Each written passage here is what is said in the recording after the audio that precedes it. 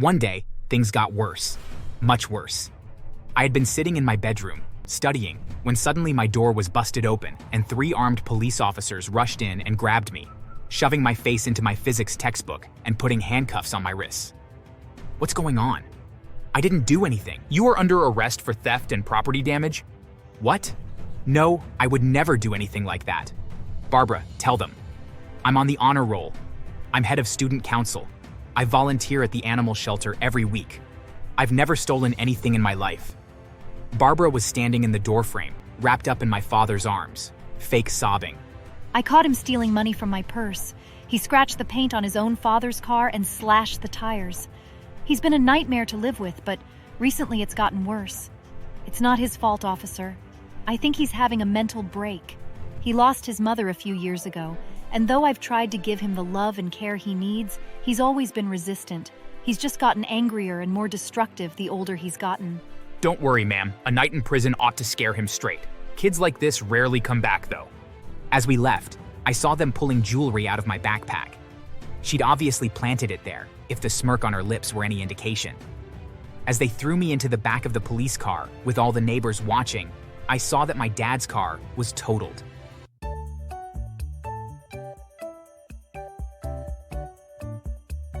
Hello, my name is Bruce. Growing up, I had a loving mother and father. My mom owned a cafe bakery, and my dad worked in a government office for the state representative. He wanted to be president one day. I played sports, did well in school, and came home to family dinners every night. We were happy. We were a classic family, filled with love and happiness. Then, one day, my mother died in an awful accident. She passed away after a week in a coma. The following months were the worst in my life, and I didn't know if I would ever survive. But I did. I came out of the other side of that dark period, but things had changed. My father became quiet and withdrawn, and suddenly the responsibility of the house fell onto me. Because if I left it to my dad, we'd be living in squalor. Then one day, he brought a woman home. This is Barbara. Hello, Barbara. How are you? Wow, what a polite young lad. How about you make me a coffee? I was caught off guard, but I was happy to see my dad branching out and meeting people. He needed something in his life that might take him out of the slump. So, I made Barbara the coffee. That was the first day of the worst few years of my life. I don't know what I did, but 5 minutes after giving her the coffee, she was already picking faults with me. The coffee is too hot. You're dressed very scruffily. It baffles me that, as old as you are, you can't even make coffee. I wonder what your dead mom was teaching you before she died. I was struck by how callous she was being, but when I looked to my father for some kind of defense, I was left wanting. He was staring at Barbara with love-struck eyes. It didn't seem to bother him that she was picking me apart like a vulture. 7 months later, they were married, and she became my stepmother. Before Barbara, I thought that family was about love, care, and protection. She soon rid me of that notion, and took on the mantle of wicked stepmother like she was born for the role. I was, for the first time in my life, happier at school than I was at home. I did my share of things around the house. I had chores more now than before, and I worked a part-time job to pay for my own things, like school books and my cell phone. I asked for very little, but she treated me like a parasite. I remember one argument at the dinner table. It started from my simple stating that I wasn't a big fan of peas. Bruce, why do you always have to be so ungrateful? I cook, I clean, and yet you just sit there eating like some leech. But I do my chores, and I even got a part-time job to help with. Don't talk back to me. You're just like your mother, weak and pathetic. No wonder your father regrets keeping you around. She said things like that all the time. And my father? He never defended me. He just sat there, nodding along, like a puppet. He let her insult me and insult my mother. You never even met my mom. You have no idea what she was like. She wasn't weak, she wasn't pathetic. That's you, you old witch. My mom was perfect. I let my anger get the best of me, and as a result, I had to endure her hot temper. She demanded I clean the bathrooms as punishment, and she made me late to work. My boss shouted at me, even when I tried to explain that it wasn't my fault. When I got home late because I had to stay at work to make up for the time, she screamed in my face about not running a hotel and locked me outside in the cold. I slept on the porch swing and woke up with pneumonia. I was in hospital for 2 weeks, and they didn't come to visit me once. The nurses were appalled. One day, things got worse. Much worse. I had been sitting in my bedroom, studying, when suddenly my door was busted open and 3 armed police officers rushed in and grabbed me, shoving my face into my physics textbook and putting handcuffs on my wrists. What's going on? I didn't do anything. You are under arrest for theft and property damage? What? No, I would never do anything like that. Barbara, tell them. I'm on the honor roll. I'm head of student council. I volunteer at the animal shelter every week. I've never stolen anything in my life. Barbara was standing in the doorframe, wrapped up in my father's arms, fake sobbing. I caught him stealing money from my purse. He scratched the paint on his own father's car and slashed the tires. He's been a nightmare to live with, but recently it's gotten worse. It's not his fault, officer. I think he's having a mental break.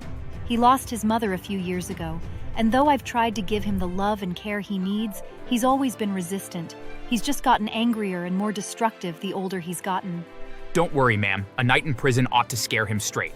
Kids like this rarely come back, though. As we left, I saw them pulling jewelry out of my backpack. She'd obviously planted it there, if the smirk on her lips were any indication. As they threw me into the back of the police car, with all the neighbors watching, I saw that my dad's car was totaled. Someone had taken a crowbar to it, and the tires were flat. Maybe the worst part about the whole thing was that my dad wasn't in on it, and yet he fully believed I was capable of that kind of damage. He didn't once try to defend me or suggest some kind of leniency. In the end, the police threw me in the jail overnight, and in the morning, I was told I wasn't welcome home again.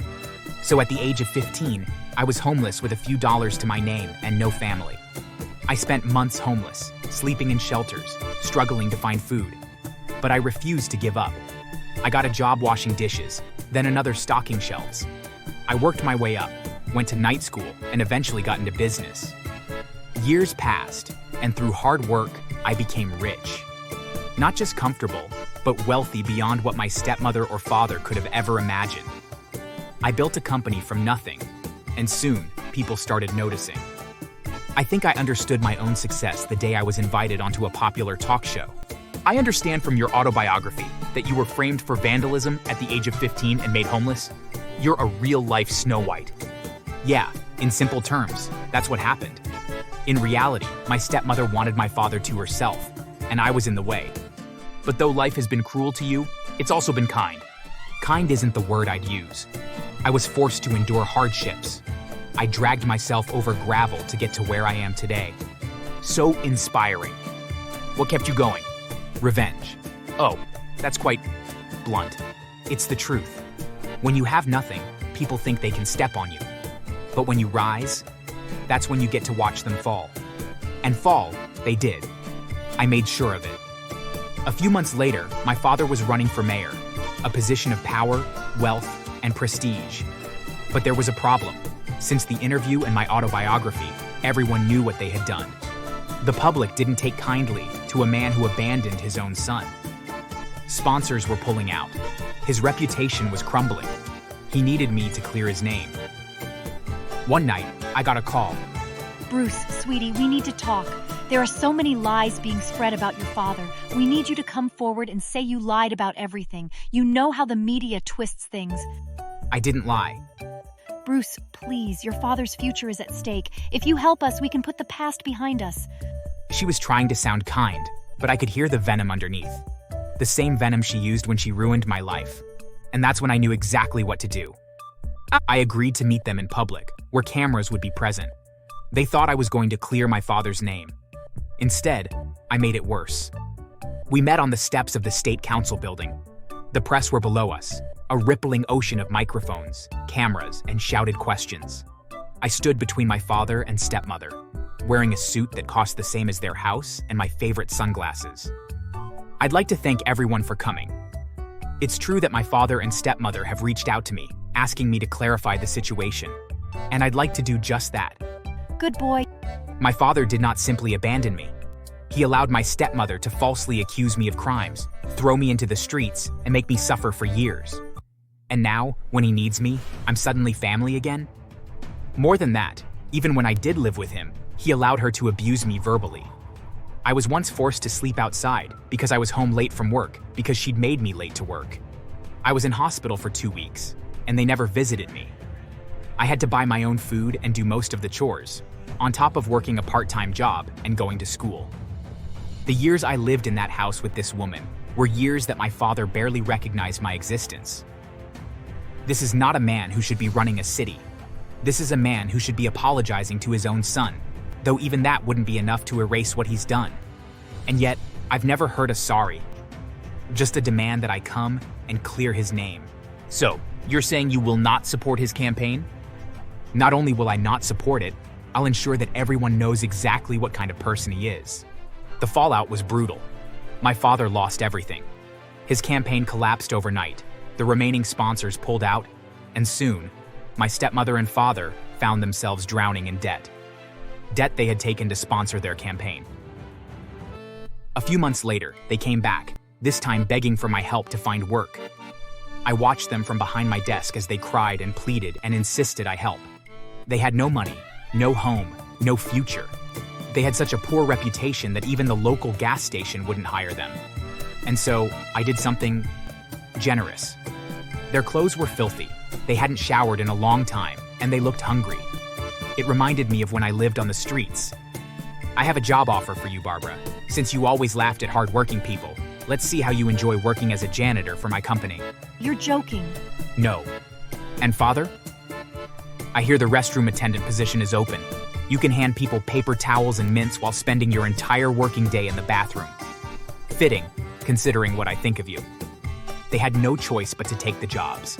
And every single day, they had to face the people they used to look down on. Barbara, who laughed at the cleaners in every establishment, now wore an oversized beige jumpsuit and scrubbed floors clean.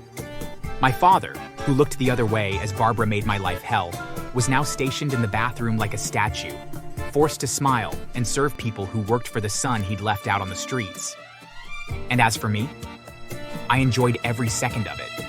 Because revenge isn't just about getting even. It's about making sure they never forget. Thanks for watching. Make sure to subscribe and leave a comment down below saying I subscribed, and we will try our best to reply to your comment.